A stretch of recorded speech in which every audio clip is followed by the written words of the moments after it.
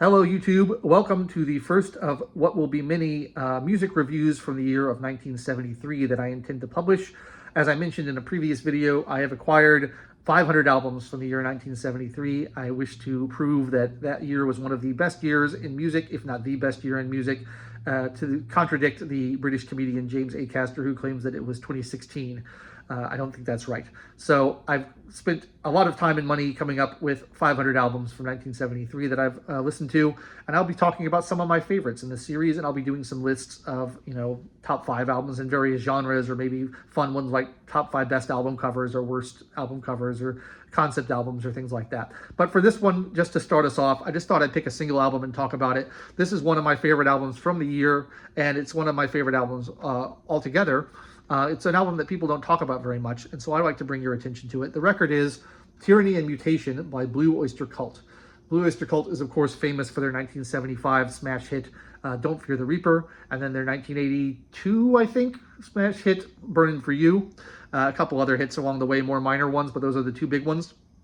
This is their second album overall. They started out in 1972 with their self-titled album, and they had a run of 3 albums that had black and white covers, known as the black and white period, before they really broke big into radio play.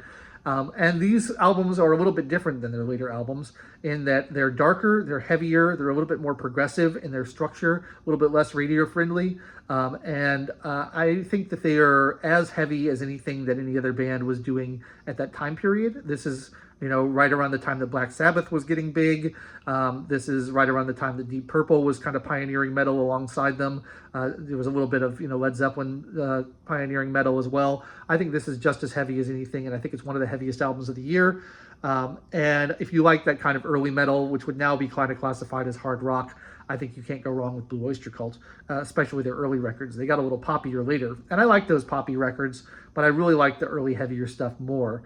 I often say that there aren't a lot of great American bands, particularly around this time. Most of the really great bands that you think about when you think about the 60s and 70s are British. The Beatles, the Rolling Stones, Black Sabbath, Led Zeppelin, The Who, Queen, you can just keep naming them forever. There's so many amazing, great British bands. Not a ton of American ones. Blue Oyster Cult is an exception to that rule. I really love them. They come from New York.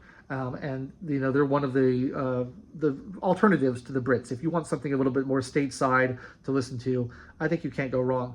And like I said, this is their second album. It's got 8 tracks on it, so because a lot of them are quite long songs, and these were short albums back in the day. No real big hits on here, no real radio-friendly ones. The Red and the Black is one that made it onto their greatest hits collection, so maybe that was a slight hit. That's the track which opens the album, which is actually a rewriting of a song from their first album, but with a faster, heavier tempo on that. And there's a lot of great stuff on here. The lyrics were written by co-written by Sandy Pearlman, and there's sort of a sci-fi dystopia fantasy element to their lyrics, which is a common theme throughout a lot of Blue Oyster Cult's catalog. A lot of those songs are sort of incomprehensible on what they're really about. I don't pretend to understand them, but the lyrics are very evocative and fun. You've got the kind of album centerpiece called 7 Screaming Diz-busters, which is sort of their most progressive and heavy track on the album. Hot Rails to Hell is a really fast and fun one. Red and the Black is really frantic and good. And then on side B, you've got Teen Archer, which is really good. That's a Buck Dharma one. He's the singer he has the lighter voice, and he sang on Don't Fear the Reaper. Their main singer is named Eric Bloom. Got a little bit rougher, gravelier voice.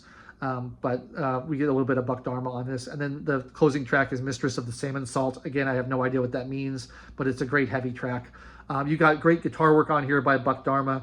Buck is one of my favorite guitarists of all time. I feel like he doesn't get enough credit. He doesn't get enough praise when you see the great guitarist lists that come out in magazines or something. You really don't see a lot of Buck Dharma being listed as one of the all-time greats. I really love him. He was very influential on me when I was learning guitar, which was now like 25 years ago.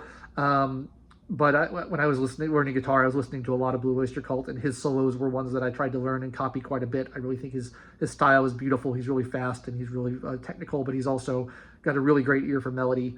So I love that kind of stuff. And then you've got Eric Bloom on vocals, and the Bouchard brothers on drums and bass here. a really good band overall, but particularly good on the vocals and the lead guitar. It's my favorite part of it for sure. I also love the name of this album. Tyranny and Mutation, I think, is one of the greatest, most evocative album names of all time. The cover art is cool, but yeah, I just love, like, Tyranny and Mutation conjures up this amazing, like, future dystopia where radioactive waste is causing mutants to be all over the place, and you've got this totalitarian government or something. It's just a fantastically heavy and dark album title. And so if you are interested in Blue Oyster Cult, as you should be, and as I am, I encourage you to go delve back into their earlier catalog from before they got really famous. I think the albums are kind of stronger as a whole back then. The later albums have some great, amazing radio hits on them with tons of hooks, but they also tend to have a little bit more filler. And I think these earlier albums are a little bit more solid all the way through as a unified statement of a musical idea.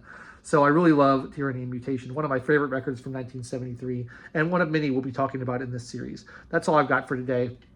If you enjoyed this and would like to see me talk more about more albums from 1973, well, I'm going to, regardless of whether you want me to or not. But I'd appreciate it if you liked the video and subscribe to the channel, and leave me comments down below on what you thought of this album or any other albums from 1973 that you want me to talk about. And I'll be back hopefully next week with another one of these. Until then, I've been your host, Logan Albright. I'll catch you later. Thanks for watching, and I'll see you next time.